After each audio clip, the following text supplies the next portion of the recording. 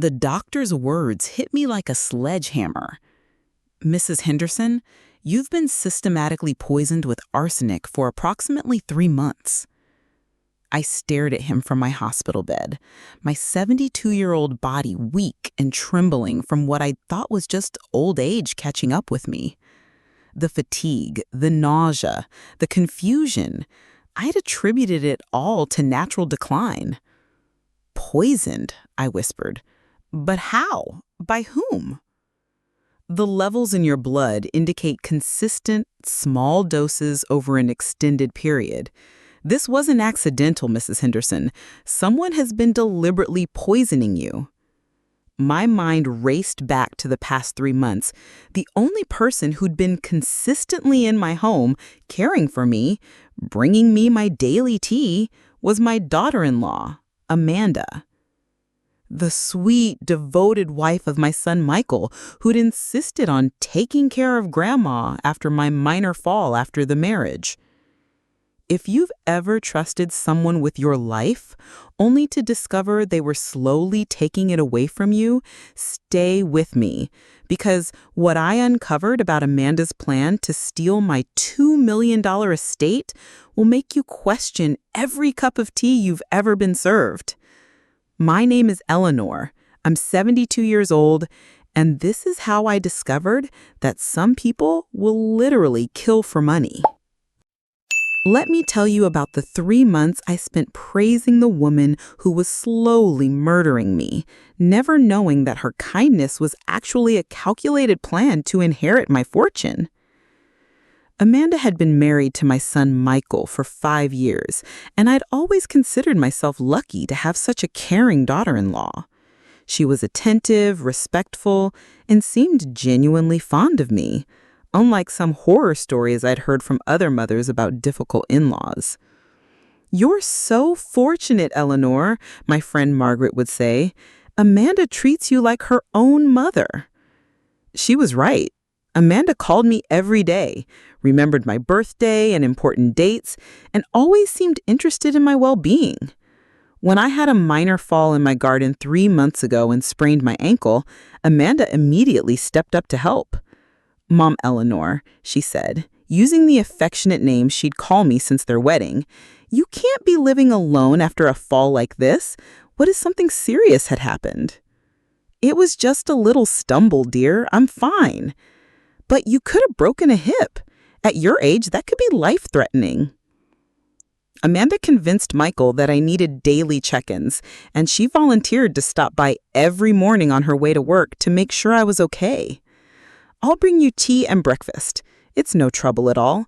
I want to make sure you're eating properly and taking your medications." I was touched by her concern. At 72, living alone in the large house my late husband had left me, I did sometimes feel isolated. Having Amanda visit every morning became the highlight of my day. "You're such a blessing," I told her regularly. "I don't know what I'd do without you."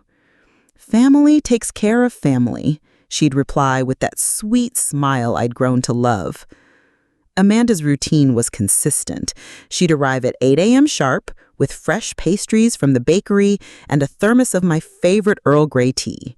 We'd sit in my kitchen, chatting about her work, Michael's projects, and my plans for the day. "I make the tea extra strong just the way you like it," she'd say, pouring the steaming liquid into my favorite china cup. The tea was delicious, rich, aromatic, and perfectly sweetened. Amanda had quickly learned my preferences and seemed to take pride in preparing it exactly right. "This is the best tea I've ever had," I'd tell her. "What's your secret?" "Just a little extra love," she'd say with a laugh. After about a month of these daily visits, I started feeling unwell. It began with fatigue that seemed more severe than usual. I'd find myself exhausted after simple tasks like watering my plants or reading the newspaper. "Maybe you should see a doctor," Amanda suggested when I mentioned feeling tired. "At your age, you need to be careful about your health." "I'm sure it's nothing, just getting older." "But Mom Eleanor, you've always been so energetic. This isn't like you." Amanda was right. I'd always prided myself on my vitality and independence. But lately, I felt like I was moving through fog, struggling to concentrate and remember things. The symptoms got worse over the following weeks. I developed nausea that made it difficult to eat, and I started losing weight. My hands began to shake, and I had trouble sleeping. "I'm really worried about you," Amanda said during one of our morning tea sessions, her voice filled with what sounded like genuine concern. "I feel like I'm dying." I admitted, accepting the cup of tea she offered. "I don't understand what's happening to me." "The doctors will figure it out," she assured me, watching carefully as I took my first sip. The tea, as always, was perfectly prepared and delicious. It was often the only thing I could keep down when my nausea was particularly bad. "At least I can still enjoy your wonderful tea," I told her. "It's the one thing that always tastes good." "I'm glad it helps," she replied, and I thought I saw a flicker of something in her eyes. Satisfaction, maybe? But it was gone so quickly I convinced myself I'd imagined it. What I didn't know was that each cup of tea contained approximately 0.5 milligrams of arsenic, not enough to kill me immediately, but enough to slowly destroy my organs and nervous system over time. Amanda had done her research.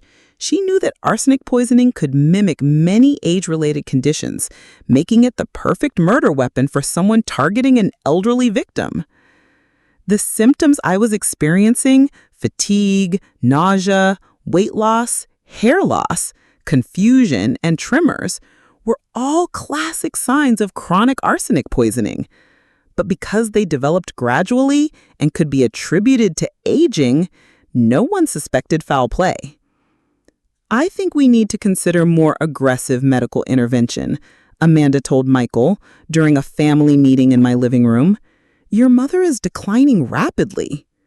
"What do you think is wrong with her?" Michael asked, looking genuinely worried about my condition. "The doctors aren't sure, but she's clearly not able to care for herself anymore." I was sitting right there, but they were talking about me as if I wasn't present. A common occurrence lately, as my confusion had become more frequent and severe.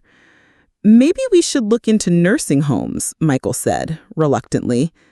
"Or," Amanda suggested carefully, "she could move in with us temporarily. I could take better care of her at our house." "That's a lot to ask of you, Amanda."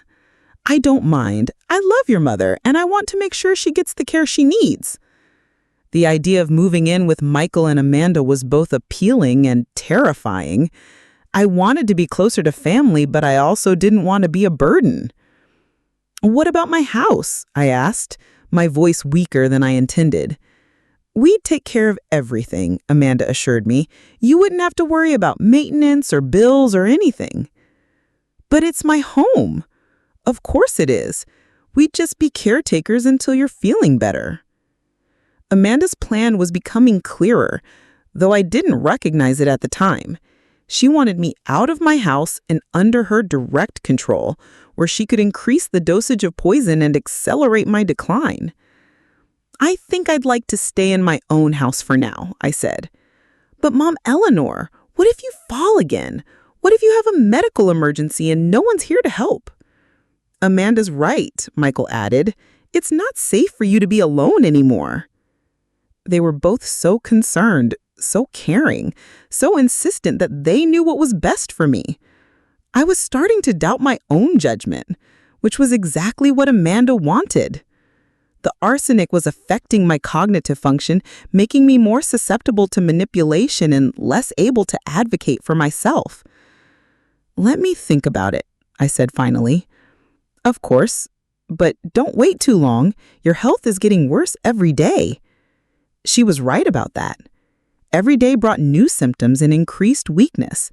I was having trouble reading, couldn't concentrate on TV shows, and sometimes forgot the names of people I'd known for decades. "I'm scared," I confided in Amanda the next morning as she served my tea. "I feel like my mind is slipping away." "That must be terrifying," she said, sitting down beside me and taking my hand. "But you're not alone. Michael and I are here for you. You've been so good to me. I don't know how to thank you. You don't need to thank me. You're family. Amanda's performance was flawless. She seemed genuinely emotional about my condition, genuinely committed to my care, genuinely loving in her concern for my well-being. What I didn't see was the cold calculation behind her tears, the careful planning behind her kindness, the greed behind her devotion. 3 months into her poisoning campaign, I collapsed in my kitchen while trying to make lunch. I managed to call 911 before losing consciousness, and I woke up in the hospital with doctors telling me I'd suffered what appeared to be a severe case of food poisoning. "We're going to run some tests," Dr. Martinez told me. "Your symptoms are concerning, and we want to rule out any serious conditions." Amanda arrived at the hospital within an hour, tears streaming down her face. "I'm so glad you're okay," she said, hugging me carefully. "When Michael called and said you'd collapsed, I was terrified. The doctors think it might be food poisoning." "That's strange. You haven't eaten anything unusual, have you?" "Just my normal meals. And your tea, of course." "My tea?" Amanda's voice was carefully neutral. "You don't think the tea could have made you sick, do you?" "Oh, no, dear. Your tea is the only thing that's been helping me feel better." Amanda smiled, but I caught that flicker in her eyes again, the one I'd been seeing more frequently but couldn't quite interpret. It was satisfaction. She was satisfied that her plan was working, that I was getting sicker, that I was closer to death. But what Amanda didn't know was that Dr. Martinez had decided to run a comprehensive toxicology screen as part of my workup. And what she definitely didn't know was that I was about to discover exactly what had been making me so sick. What my own blood did to me will make you question everyone you trust. Have you ever had a moment when everything you thought you knew about someone was revealed to be a lie? That's what happened when Dr. Martinez walked into my hospital room with test results that would expose my daughter-in-law as a would-be murderer. I'd been in the hospital for 2 days when Dr. Martinez requested a private meeting with me. Amanda had just left after another of her devoted visits, bringing flowers and magazines and sitting by my bedside for hours. "Mrs. Henderson, I need to discuss your test results with you." "Is it serious?" "I'm afraid it is. Your blood work shows significant levels of arsenic." The word hit me like a physical blow. "Arsenic? But how is that possible?" "That's what we need to figure out. Arsenic poisoning can occur accidentally through contaminated water or food, but the levels in your system suggest consistent exposure over several months." "Months?" "The pattern indicates you've been ingesting small amounts regularly. This isn't a single exposure. Someone has been poisoning you systematically." My mind reeled. Who would want to poison me? I was a 72-year-old widow with no enemies, no conflicts, no reason for anyone to wish me harm. "Doctor, are you sure about this? I've run the tests twice. There's no doubt. You've been the victim of deliberate poisoning." "But who would do such a thing?" "That's not for me to determine. But I've already contacted the police. They'll want to speak with you about anyone who's had regular access to your food or drinks." The police. The word sent a chill through me. This wasn't just a medical emergency. It was a criminal investigation. Detective Sarah Williams arrived that afternoon. She was a middle-aged woman with kind eyes and a non-nonsense demeanor that immediately put me at ease. "Mrs. Henderson, I know this is difficult, but I need to ask you some questions about your daily routine over the past few months." "Of course. Who has regular access to your home?" "Just family, really. My son Michael has a key, and his wife Amanda has been visiting every morning for the past 3 months." "Tell me about these visits." I described Amanda's daily routine, how she'd started coming after my fall, how she'd bring tea and breakfast, how concerned she'd been about my health. "She brings you tea every morning?" "Yes, she makes it herself and brings it in a thermos. It's always delicious." Detective Williams made notes. "Does anyone else prepare food or drinks for you regularly?" No, just Amanda. She's been so wonderful, so caring. I trailed off as the implications began to sink in. Amanda was the only person who'd been consistently giving me food and drinks. Amanda was the only person who'd had the opportunity to poison me. Detective Williams, are you saying that Amanda has been poisoning me? I'm saying that someone with regular access to your food or drinks has been giving you arsenic for months. Amanda fits that profile. But she loves me. She calls me Mom Eleanor. She's been worried about my health.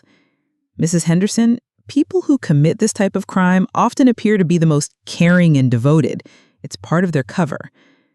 I felt sick, and not from the arsenic. The woman I'd trusted, the woman I'd welcomed into my family, the woman I'd grown to love like a daughter, had been slowly killing me for money. What happens now? We're going to search your home for evidence. We'll test your tea, your food, anything Amanda might have had access to, and we're going to arrest her. What about Michael? Does he know? We don't have evidence that your son was involved. This appears to be Amanda's plan. That evening, Michael arrived at the hospital in tears. The police had told him about the poisoning and Amanda's arrest. "Mom, I can't believe this is happening," he said, holding my hand. "I had no idea what she was doing." "I know, sweetheart, neither did I." "She seemed so devoted to you. She talked about you constantly, worried about your health, insisted on taking care of you. She was very convincing. How could I have been so blind? How could I have married someone capable of this? She fooled both of us, Michael. She's obviously very good at deception." The police search of my home revealed damning evidence. They found arsenic hidden in Amanda's car, internet searches on her computer about arsenic poisoning, and traces of the poison in my tea kettle and favorite cup. "She'd been putting it directly in your tea," Detective Williams told me.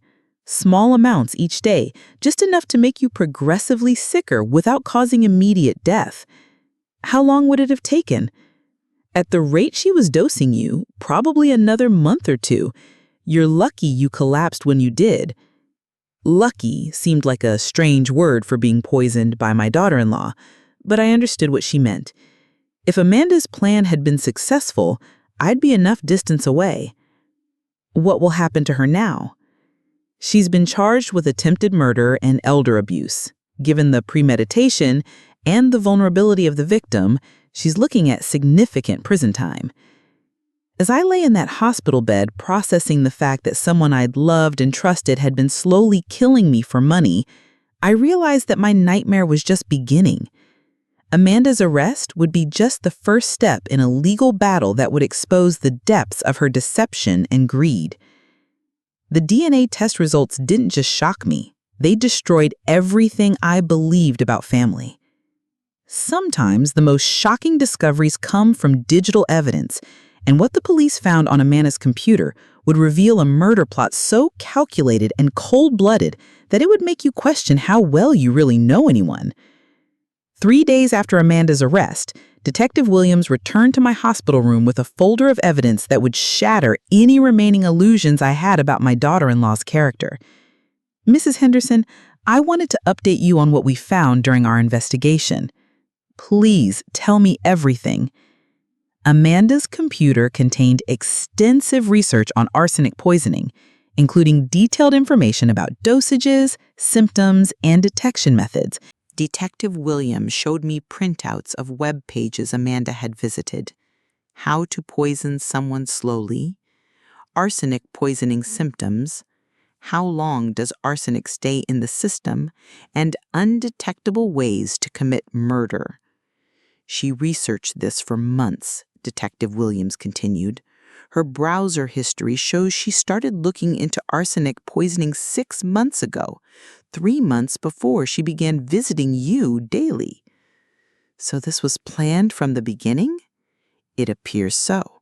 She also researched your state, looking up property values for your house and investigating inheritance laws in our state. The evidence painted a picture of a woman who had methodically planned my murder for financial gain. This wasn't a crime of passion or a spur-of-the-moment decision. It was a calculated campaign of slow-motion murder. "There's more," Detective Williams said. "We found text messages between Amanda and her sister discussing your declining health. She showed me screenshots of conversations that made my blood run cold. Amanda, the old lady is getting sicker. Won't be much longer now. Sister, are you sure this is the right thing to do? Amanda, she's 72 and has no other family. The money should go to someone who can actually use it. Sister, what if someone finds out? Amanda, no one will. Everyone thinks she's just getting old and sick." She was discussing my death like it was a business transaction, I said, horrified. "It gets worse. We also found evidence that she'd been forging your signature on documents." Detective Williams showed me copies of papers I'd never seen before, documents that would have given Amanda power of attorney over my finances and medical decisions. "She was planning to take control of your estate while you were still alive but incapacitated," Detective Williams explained. "Once she had legal authority, she could have moved you to a facility and sold your house." "But I never signed these papers." "We know. Our handwriting expert confirmed they're forgeries. Amanda had been practicing your signature and planned to submit these documents once you became too confused to object." The scope of Amanda's deception was breathtaking. She hadn't just been poisoning me, she'd been systematically planning to steal my entire estate through a combination of murder and fraud. "Did Michael know about any of this?" "We found no evidence that your son was involved.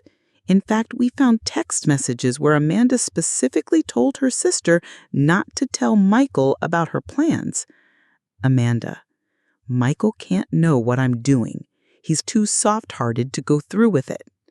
"Sister, what if he finds out later?" "Amanda, by then it will be too late. The old lady will be dead and we'll have the money." She was planning to deceive Michael too?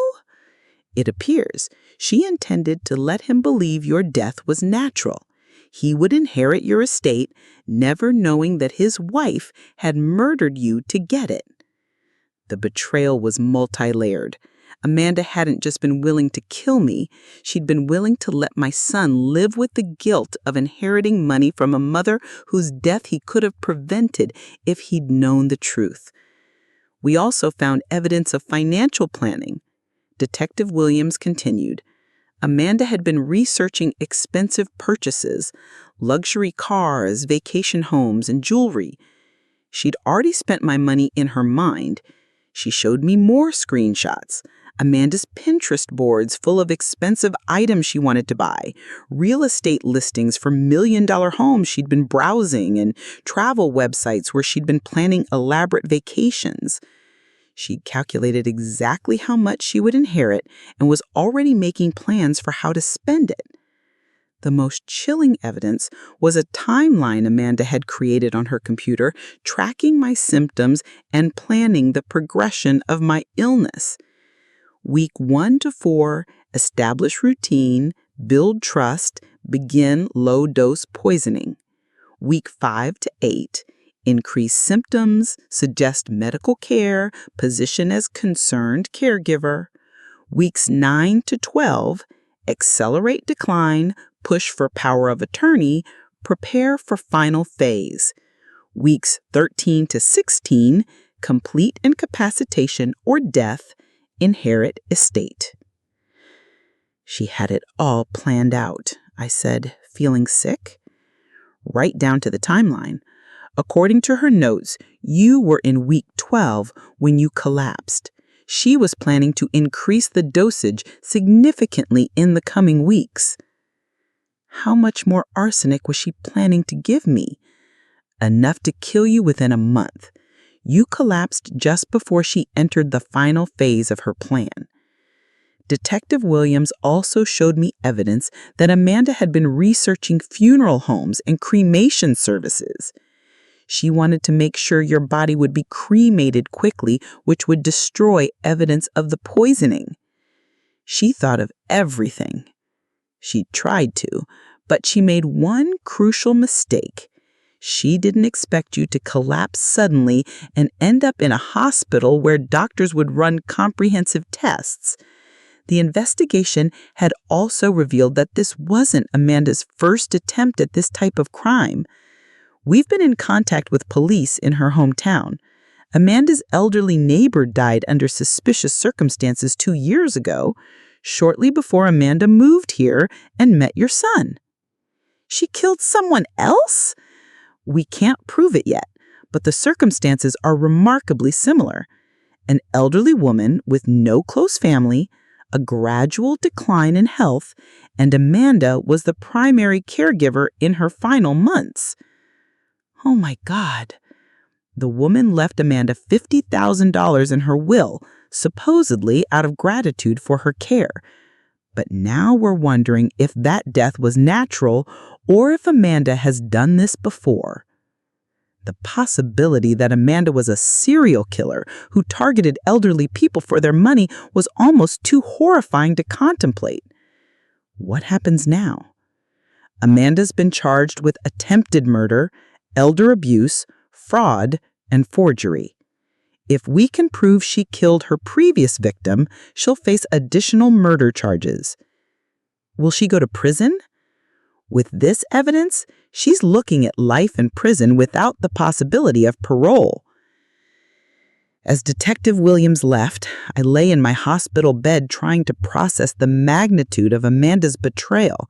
She hadn't just been willing to kill me, she'd been planning it methodically for months, researching every detail, preparing for every contingency. The woman I'd trusted with my life had been systematically taking it away from me, 1 cup of poisoned tea at a time. If you think blood is thicker than water, wait until you hear this.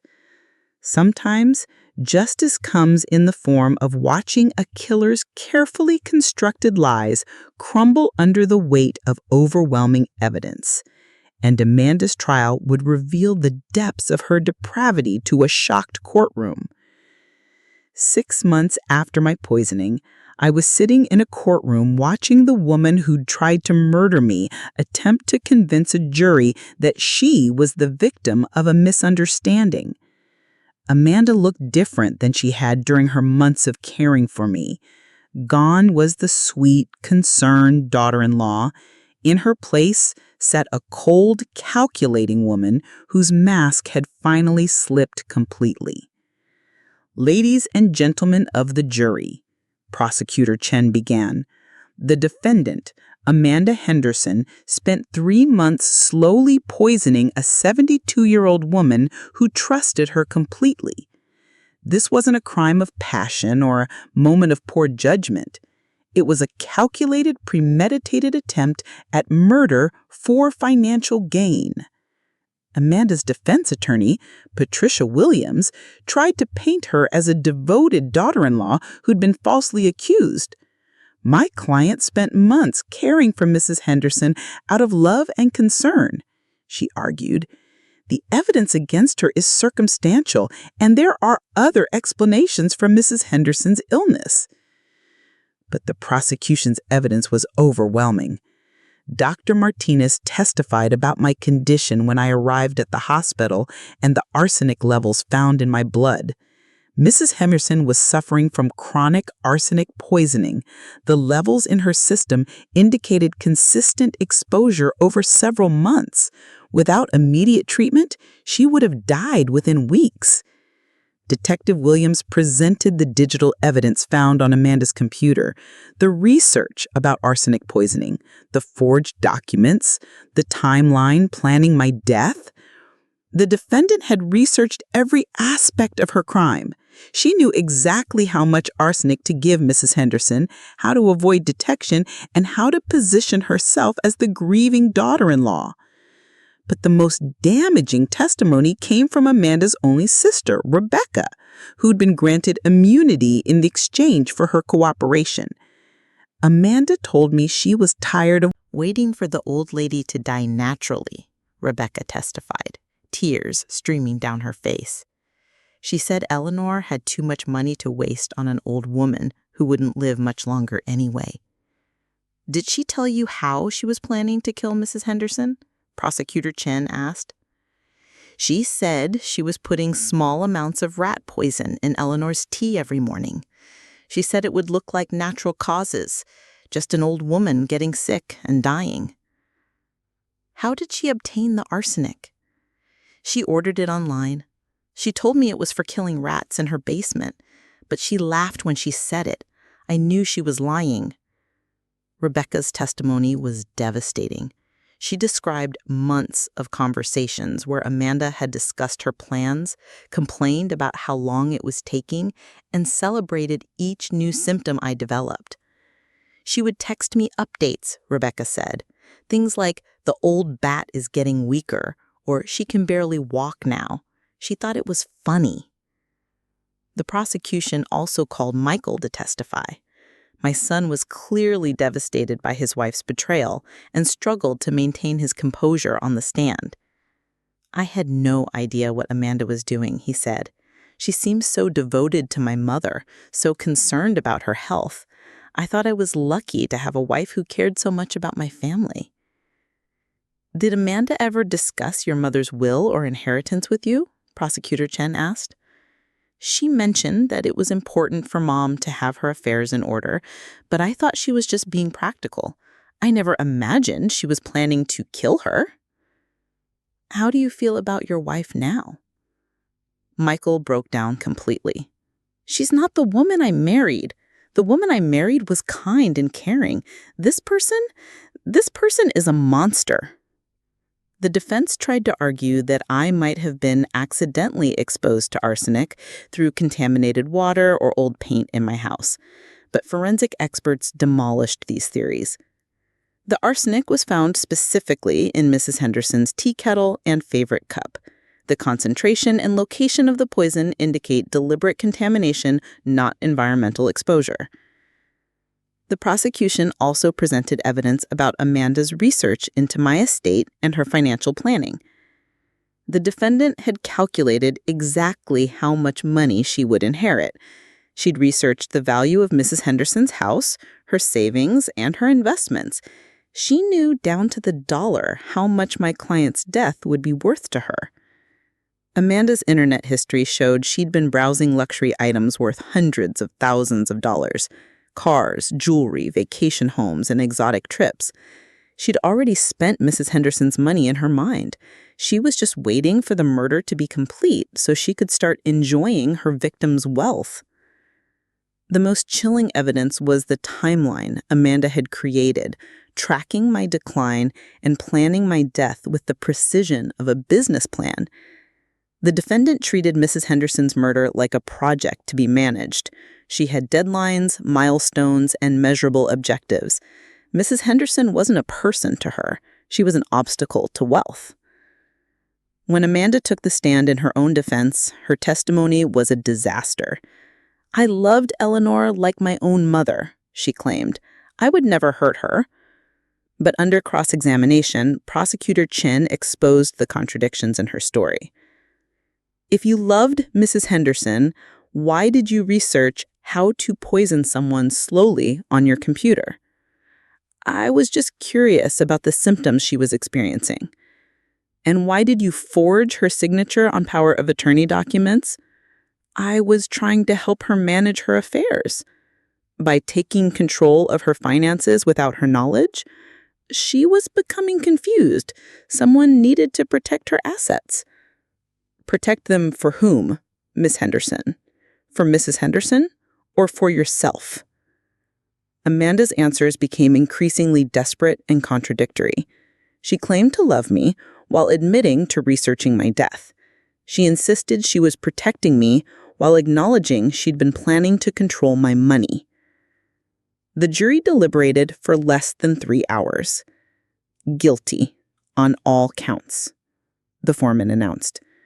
Attempted murder in the first degree, elder abuse, fraud, and forgery. Amanda showed no emotion as the verdict was read, but I saw her hands shaking as the reality of her situation sank in. Judge Harrison sentenced her to life in prison without the possibility of parole.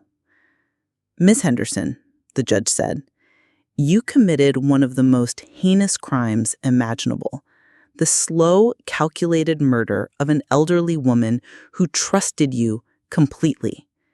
You exploited her love, violated her trust, and nearly succeeded in killing her for money. This court finds your actions to be particularly egregious given the vulnerability of your victim and the extended period of suffering you caused her."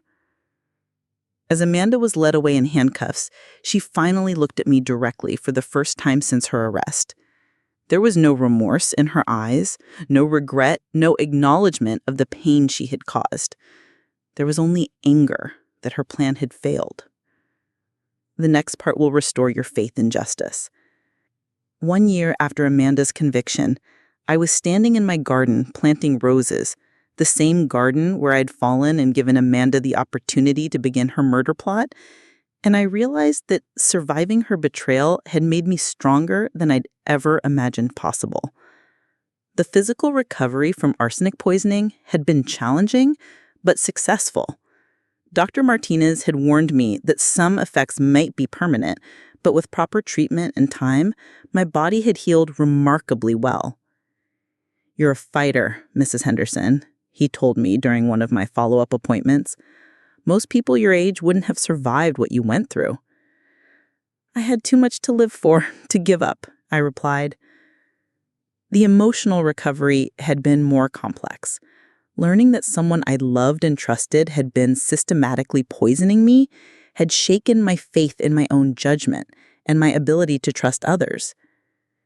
"It's normal to feel paranoid after what you've experienced," my therapist, Dr. Sarah Martinez, explained.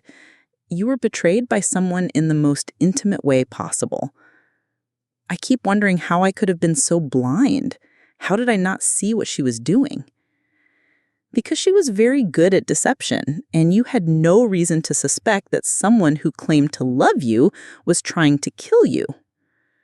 Dr. Martinez helped me understand that Amanda's ability to manipulate me wasn't a reflection of my weakness or naivety. It was evidence of her skill as a predator. People like Amanda are experts at identifying and exploiting trust. They study their victims, learn their vulnerabilities, and use their natural human emotions against them. The therapy helped, but the real healing came from reclaiming my life and my independence. I'd hired a security system for my house and changed all the locks, but more importantly, I'd stopped living in fear.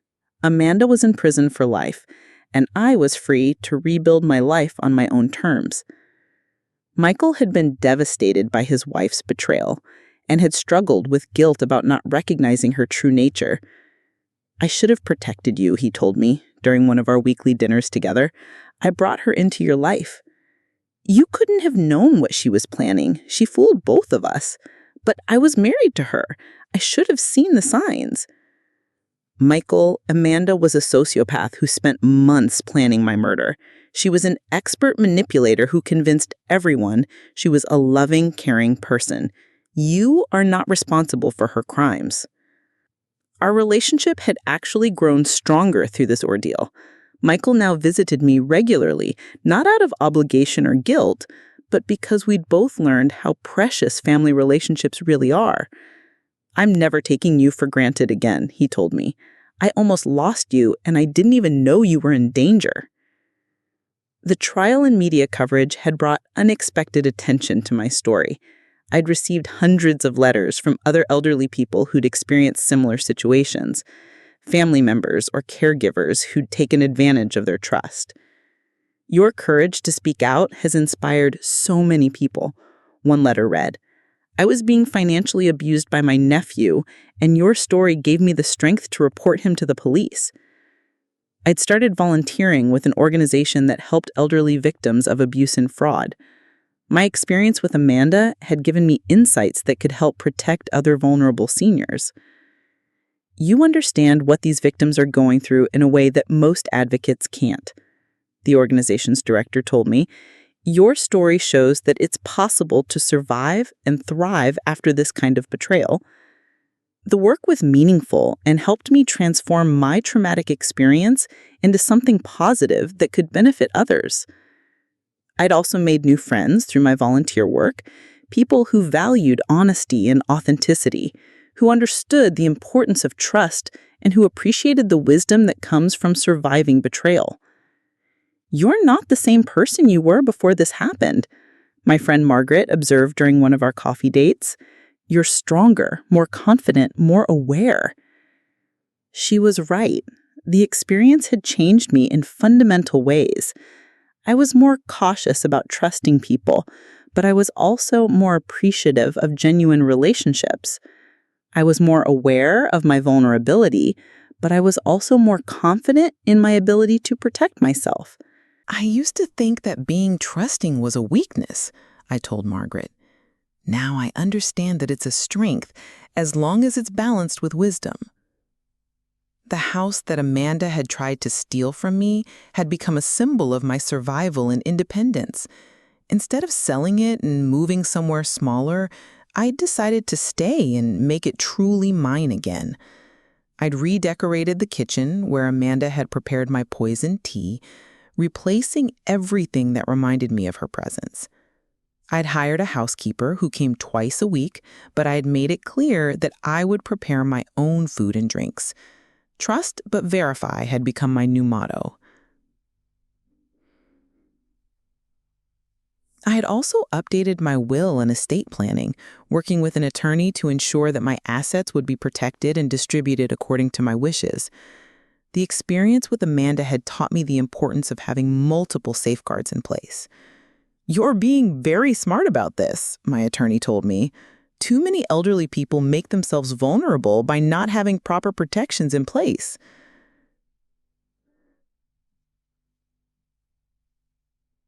The most surprising development had been the investigation into Amanda's previous victim. Police had exhumed the body of her elderly neighbor from 2 years earlier and found evidence of arsenic poisoning. Amanda has been charged with first-degree murder in that case as well, Detective Williams told me. Your courage to come forward has helped us get justice for another victim. Knowing that my survival had led to justice for someone else made the entire ordeal feel more meaningful. You saved other potential victims too, Detective Williams added. Amanda would have continued killing elderly people for their money if you hadn't survived to expose her.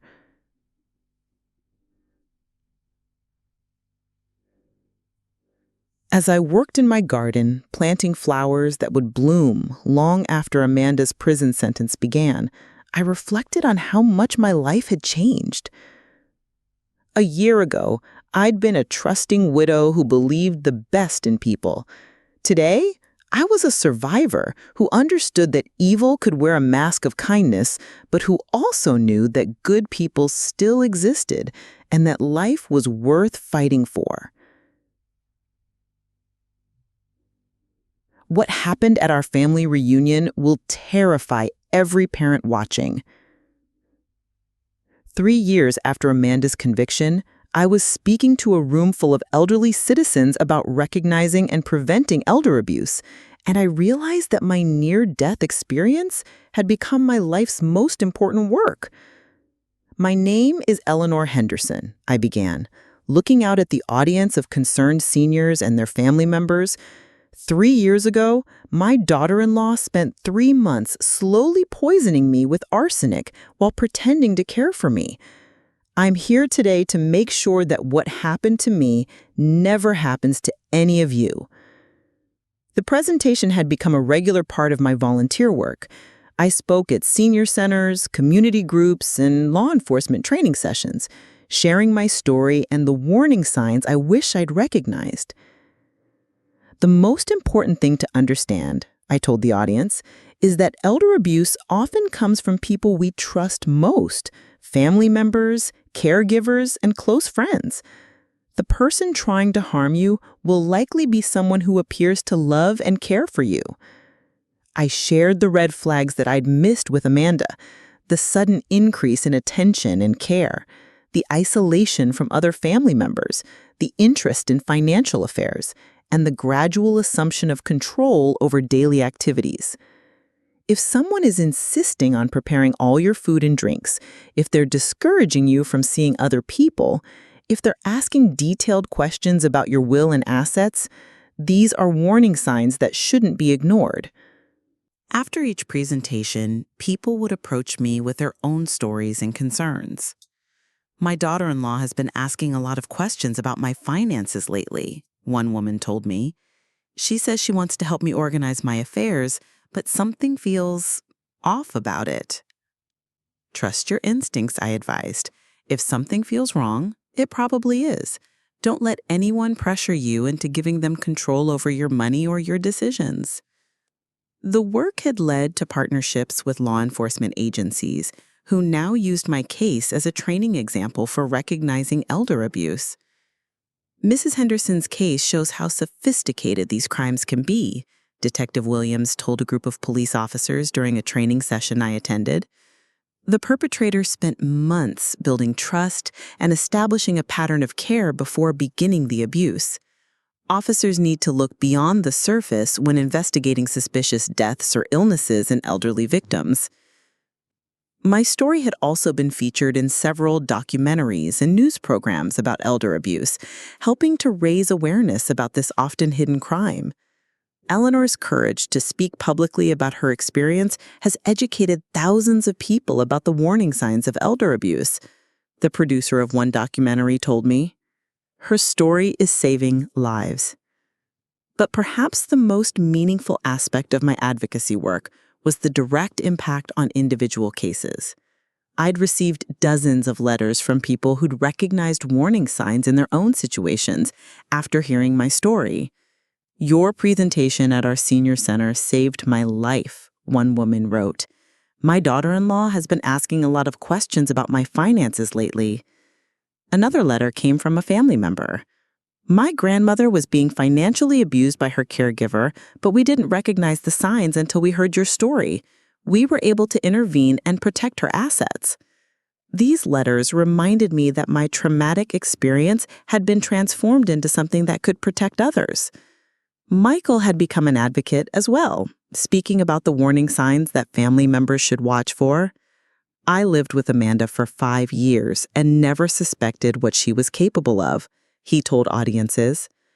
Family members need to stay involved in their elderly relatives' lives and watch for changes in behavior or health that might indicate abuse. He'd also started a foundation in my honor that provided resources for elder abuse victims and their families. The Eleanor Henderson Foundation for Elder Safety offered legal assistance, counseling services, and educational programs for seniors and their families. "Mom, you've turned your worst experience into something that's helping thousands of people," Michael told me during the foundation's first annual fundraiser. "I'm so proud of how you've handled everything." The foundation had already helped dozens of elder abuse victims get justice and recover stolen assets. It had also funded research into better detection methods for financial and physical abuse of elderly people. My relationship with Michael had been completely transformed by our shared experience. The crisis had brought us closer together and made us both more appreciative of family relationships. "I never want to take our relationship for granted again," he told me. "I almost lost you, and I didn't even know you were in danger." We now had weekly dinners together, and Michael is actively involved in my daily life in a way that felt supportive rather than intrusive. The difference between Michael's involvement and Amanda's is that Michael respects my independence.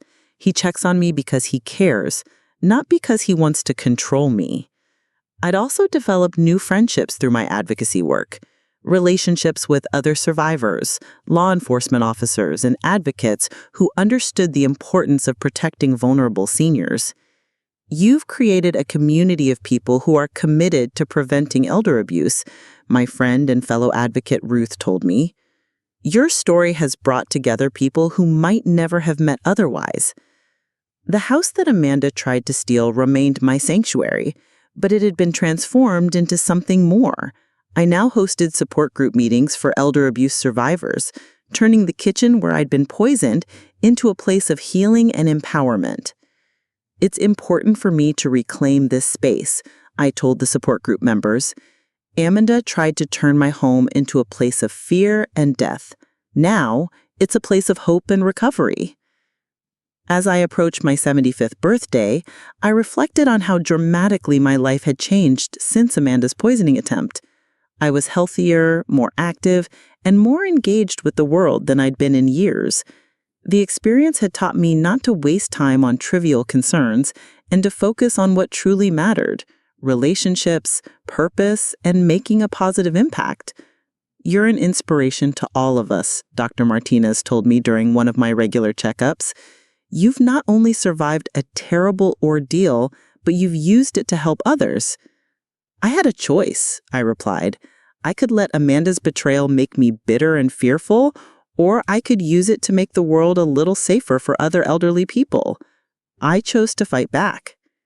Don't miss the conclusion, where you'll discover how losing everything I thought I wanted gave me everything I actually needed. 5 years after Amanda's attempt to murder me, I'm sitting in my garden on my 77th birthday, surrounded by friends and family who have gathered to celebrate not just another year of life, but my transformation from victim to advocate to survivor. And I'm amazed by how much purpose can grow from the deepest betrayal. "Happy birthday, Mom," Michael says, presenting me with a cake decorated with 77 candles. "5 years ago, we weren't sure you'd see another birthday. Now look at you. You're changing the world." He's right. The woman who nearly died from arsenic poisoning has become a nationally recognized advocate for elder abuse prevention. My story has been featured in congressional hearings, used in law enforcement training, and shared in countless presentations across the country. Eleanor, your work has literally changed how we investigate suspected elder abuse cases, Detective Williams tells me as we celebrate in the same garden where my ordeal began. Your case has become the gold standard for recognizing and prosecuting these crimes. The impact has been measurable. The Eleanor Henderson Protocol is now used by police departments nationwide when investigating suspicious illnesses or deaths in elderly victims. We've solved dozens of cases using the investigative methods developed from your case, Detective Williams continues. You've helped get justice for victims who might otherwise have been forgotten. But the statistics that matter most to me are the personal ones, the individual lives that have been saved because people recognize the warning signs I've taught them to watch for. My advocacy organization has grown into a national network with chapters in 30 states. We've helped over 1,000 elder abuse victims get justice, recover stolen assets, and rebuild their lives. The Eleanor Henderson Foundation has become the leading voice in elder abuse prevention, our executive director tells the birthday gathering. Eleanor's courage to speak publicly about her experience has created a movement that's protecting vulnerable seniors across the country. The foundation now offers a 24-hour hotline for elder abuse victims, legal assistance for those seeking justice, and educational programs for families and caregivers. Every day, we get calls from people who say Eleanor's story saved their life or the life of someone they love. Her impact is immeasurable. My book, Poisoned Trust: How I Survived My Daughter-in-Law's Murder Plot, became a bestseller and has been translated into 12 languages. The proceeds fund our advocacy work and victim assistance programs. Your book has educated millions of people about elder abuse, my publisher tells me. It's required reading in many social work and law enforcement programs. But perhaps the most meaningful recognition came from an unexpected source: other survivors who found strength in my story. Eleanor, you showed me that it's possible to not just survive betrayal, but to thrive because of it, says Maria, a woman whose son had been stealing from her for years before she found the courage to report him. Your example gave me the strength to fight back. I thought my life was over when I discovered my caregiver was drugging me, adds a Robert, an 80-year-old man whose story mirrors mine in many ways. but seeing how you turned your experience into something positive inspired me to do the same. The support group that meets monthly in my home has become a family of survivors who understand each other's experiences in ways that others cannot. We've all been betrayed by people we trusted, I tell the group regularly, but we're not defined by what was done to us. We're defined by how we choose to respond.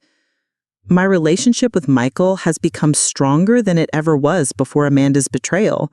The crisis taught us both the value of honest communication and genuine care.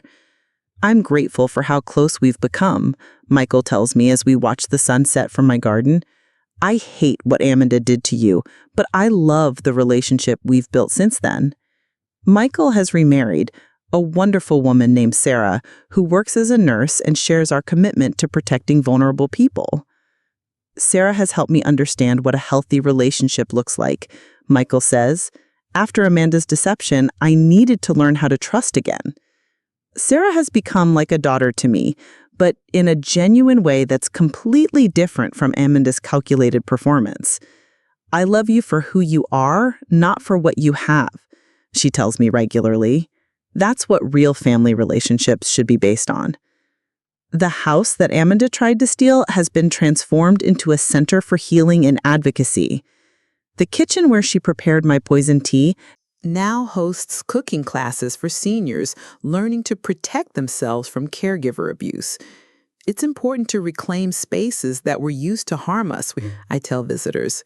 This house represents my survival and my commitment to helping others.